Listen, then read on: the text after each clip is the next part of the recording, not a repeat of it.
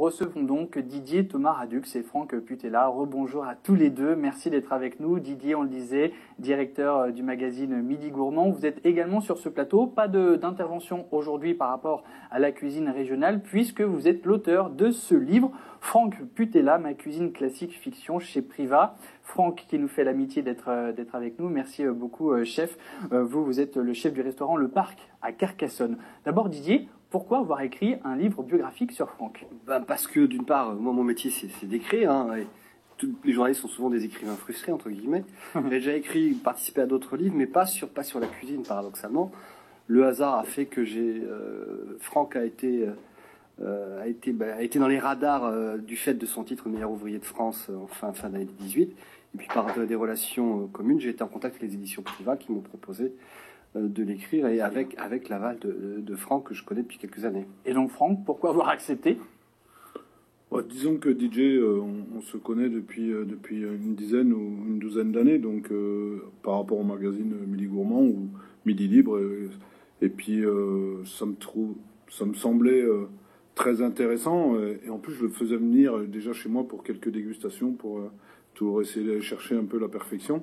Donc il venait, il se mettait à table et dégustait. Et je trouvais qu'il a le côté dégustation était toujours très important. Et quand on en a parlé tous les deux, moi, ce qui me tenait surtout à cœur, c'est de l'Occitanie par rapport à Priva localement, et puis DJ, voilà, qu'on reste chez nous. L'Occitanie d'adoption, pardon. C'était que des produits locaux, quoi. Ouais, c'est ça. Oui, c'est ça. On va le voir avec votre cuisine, mais juste un mot quand même sur votre parcours qui est très très bien détaillé dans votre livre. On prend vraiment plaisir à découvrir votre enfance, et on sent un petit peu ce petit côté véhément durant votre enfance. Je pense notamment à vos parents qui étaient fromagers, mais le problème c'est que j'aime pas le fromage. Voilà. Ça commence bien. Ça commence très bien. Et même j'ai lu que la cuisine, vous l'avez un petit peu choisie par dépit, j'ai l'impression. Je l'ai choisi, je dis jamais par dépit, mais par amitié. Oui, avec Sylvain. Voilà, et avec Sylvain qui était, vous savez, je vivais dans un petit village dans le Haut-Jura, qui s'appelle Minot-Villars, et dans ce village, on était toujours les deux baroudeurs du pays, et on avait un seul endroit dans ce village où tous les jeunes, jeunes, moins jeunes, et tout ça, on se retrouvait tous dans ce bar. Et je disais un jour, on fera un truc d'enfer ici, on fera venir tous les gens du canton, et les gens viendront faire la fête chez nous. Moi, je ferai la cuisine, et toi, tu serviras, ou on inversera, mais on fera un truc d'enfer. Et puis, donc lui est parti à l'école hôtelière, et moi, j'ai suivi les reins, mais par un apprentissage, parce que j'étais un peu moins sérieux que lui.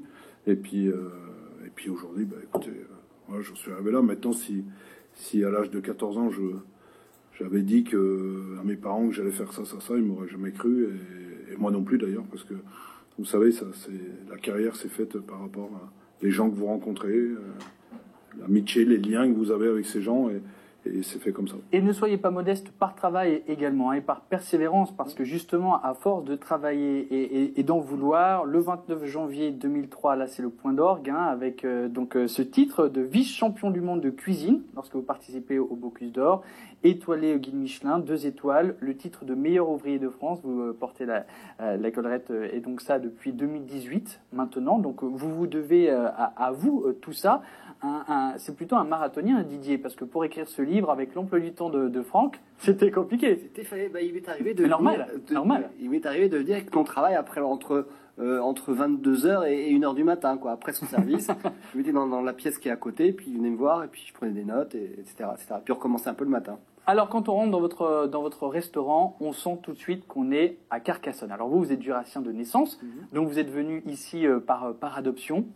Pourquoi Carcassonne, et pourquoi mettre en évidence, d'ailleurs vous nous avez amené quelques éléments sur ce plateau, mais pourquoi mettre des éléments de la ville dans votre décoration? Non, mais déjà je suis arrivé à Carcassonne il y a 23 ans en arrière. C'était simplement parce que j'étais chef à ce moment-là de l'hôtel de la Cité, et j'ai été approché par une agence de chasseurs de tête et le groupe Orient Express qui venait d'acheter l'hôtel de la Cité cherchait un chef de cuisine. Voilà, bon, je suis arrivé là. Le jour où ils sont venus, à ce moment-là, j'étais à Saint-Tropez, je sortais de chez Georges Blanc. J'étais là aussi par hasard, et ça s'est fait presque tout naturellement, parce que j'ai eu le rendez-vous un dimanche. Le lundi, j'étais là, 18h, j'avais signé un contrat. Et ça s'est fait comme ça, et je suis tombé amoureux de cette région, parce que c'était dans une région que je connaissais pas du tout. J'ai appris la montagne, la mer, tout est accessible. Et ce qui est important pour moi, et ça résume un peu la cuisine que je fais. Exactement, j'allais y venir parce que donc on a récupéré le petit carton d'invitation et surtout le menu que vous avez offert donc aux journalistes. Hein. Et quand on lit, on voit par exemple bouillabaisse, la bouillabaisse qui était au menu. On voit également le cassoulet. On voit également la pavlova. Et donc là, vous avez vu en photo effectivement les menus qui ont été proposés et les plats. Deux constats. Premièrement, donc on sent que ce sont des classiques revisités. C'est exactement ça. En fait, c'est ma formation depuis le début. C'est-à-dire, j'ai fait des grandes maisons qui sont comme le Taïwan, où il y avait 3 étoiles Michelin, mais maisons très très classiques. Après, j'ai fait 5 ans chez Georges Blanc, où j'étais chef de cuisine chez Georges, où pareil, cuisine très traditionnelle. Et puis à un moment, vous savez, quand vous vous installez à votre compte, vous cherchez votre identité. Et c'est venu naturellement. C'est-à-dire que j'ai pris cette base traditionnelle où j'ai essayé de la moderniser, de l'alléger et faire des choses qui me ressemblent beaucoup surtout. Bouillabaisse, foie gras de canard. On a le cassoulet au pigeonneau. On a aussi l'impression que finalement on mélange, c'est ce que vous venez de dire quelque part, on mélange terre et mer. La terre du Jura qui un jour découvre la mer Méditerranée. Et j'ai trouvé des associations parce qu'en fait, quand vous faites de la cuisine, vous essayez d'amener un peu d'amertume, un peu d'acidité, un peu de toutes ces choses-là. Et en fait, vous les avez à côté de vous, c'est-à-dire que vous avez l'histoire de la bouillabaisse de foie gras que vous parlez. C'est un mélange du foie gras avec la bouillabaisse. Et un jour, en discutant avec les clients, parce que je dis toujours l'art de recevoir, c'est de parler avec les clients après le service. Et quand les gens viennent, parce que s'ils sont encore, s'il y a beaucoup de convives à la table, ils viennent dans la cuisine. Et plusieurs fois, on me disait, vous savez, c'est très très bon cette bouillabaisse, mais qu'est-ce que c'est lourd? Donc vous réfléchissez, vous analysez beaucoup ce que les gens vous disent. Et là, vous apercevez que vous allez le faire différemment, l'alléger. Qu'est-ce que vous faites? Vous baladez à Port-la-Nouvelle, vous récupérez une poignée de crabes, et puis vous faites un consommé avec du crabe, qui est la cranquette, et puis vous mélangez avec ce foie, et puis ça vous crée ce plat. Et aujourd'hui, ce plat que j'affectionne, mais je me dis toujours, mais comment j'ai fait pour pas le trouver avant? Parce que c'était cousu de fil blanc, ce plat. Allez, dans un instant, on vous montre une recette pour confectionner votre tablette de chocolat. Mais justement, à propos de chocolat, alors là, vous avez amené votre spécialité. Il ne me reste plus que quelques petites secondes pour que vous puissiez nous parler de ceci, l'huître, parce qu'on la mange chez vous, la coquille d'huître. Ouais. En fait, elle est recréée dans un moule. On prend une coquille qu'on trempe dans un pot de gélatine et on la ressort derrière et après on la farcit. Au dessert, vous la dégustez en entier.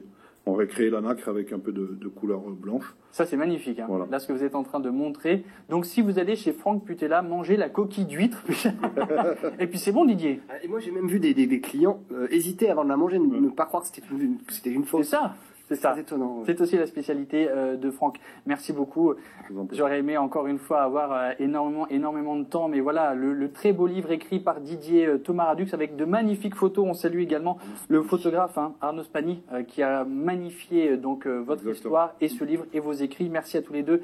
Juste Didier, rapidement le Midi Gourmand qui sort à la fin de cette semaine. Oui, sur celui de fin d'année. Osez les accords audacieux. Avec tiens, la bouillabaisse de foie gras notamment. Et puis tiens 15 recettes de chefs. C'est du hasard ou pas? C'est du hasard. Ah, c'est ça, ouais. Nécessité. Merci beaucoup. Franck-Putella, évidemment.com pour tout savoir sur Franck. Merci beaucoup, messieurs. Et tout de suite, une belle recette pour créer vous-même votre tablette de chocolat.